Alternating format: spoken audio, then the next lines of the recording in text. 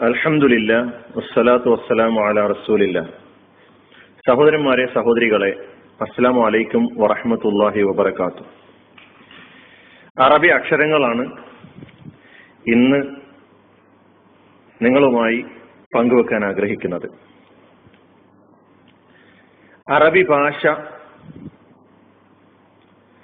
ആ ഭാഷയാണ് വിശുദ്ധ ഖുർആനിന്റെ ഭാഷ എന്ന് നമുക്കറിയാം. ഭാഷ അള്ളാഹുവിന്റെ അനുഗ്രഹമായിട്ടാണ് നാം കാണേണ്ടത്. ഖലഖൽ ഇൻസാന അല്ലമഹുൽ ബയാൻ. മനുഷ്യനെ സൃഷ്ടിച്ചവൻ അവനാണ്. മനുഷ്യന് ആശയ വിനിമയത്തിനുള്ള, സംസാരത്തിനുള്ള സംവിധാനങ്ങൾ ഒരുക്കി കൊടുത്ത് അവരെ പഠിപ്പിച്ചവനും അല്ലാഹുവാണ് എന്ന് ഖുർആൻ പറയുന്നു. ഭാഷയുടെ ഉത്ഭവം മനുഷ്യാരംഭം മുതൽക്ക് തന്നെ എന്നർത്ഥം. എല്ലാ ഭാഷകൾക്കും നിശ്ചിതമായ അക്ഷരങ്ങളുണ്ട്. അറബി ഭാഷയെ സംബന്ധിച്ചിടത്തോളം 28 അക്ഷരങ്ങളാണ് ഉള്ളത്. ഈ അക്ഷരങ്ങൾ, ഈ 28 അക്ഷരങ്ങൾ ഉപയോഗിച്ചുകൊണ്ടാണ് വിശുദ്ധ ഖുർആനാകുന്ന മഹാഗ്രന്ഥത്തെ നാം ഇന്ന് നമ്മുടെ മുമ്പിൽ കാണുന്നത്. അറബി ഭാഷയിലെ ഈ അക്ഷരങ്ങൾക്ക്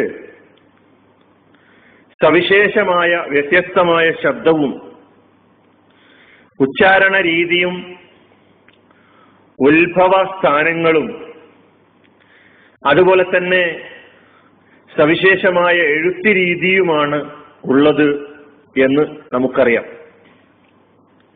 മറ്റ് ഭാഷകൾ ഇടത്തുനിന്ന് വലത്തോട്ടാണെങ്കിൽ എഴുതുന്നതെങ്കിൽ അറബി ഭാഷ വലത്തുനിന്ന് ഇടത്തോട്ടാണ് എഴുതുന്നത്.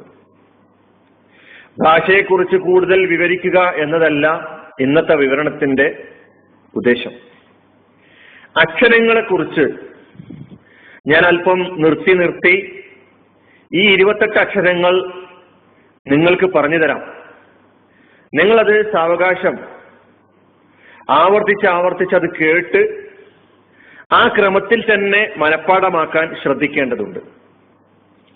അക്ഷരത്തിന് ഹർഫ് എന്നാണ് അറബി ഭാഷയിൽ പറയുന്നത്. അക്ഷരങ്ങൾ ഹുറൂഫ്. ഹർഫ് എന്ന പദത്തിന്റെ ബഹുവചനമാണ് ഹുറൂഫ്. അക്ഷരമാലക്ക് ഹുറൂഫുൽ ഹിജാ എന്നാണ് പറയുന്നത്. ഈ 28 അക്ഷരങ്ങൾ ഞാൻ ഇപ്പോൾ പറയാൻ പോവുകയാണ്. ശ്രദ്ധിക്കുക. അലിഫ്, ബ, ത, സ, ജീം, ഹ,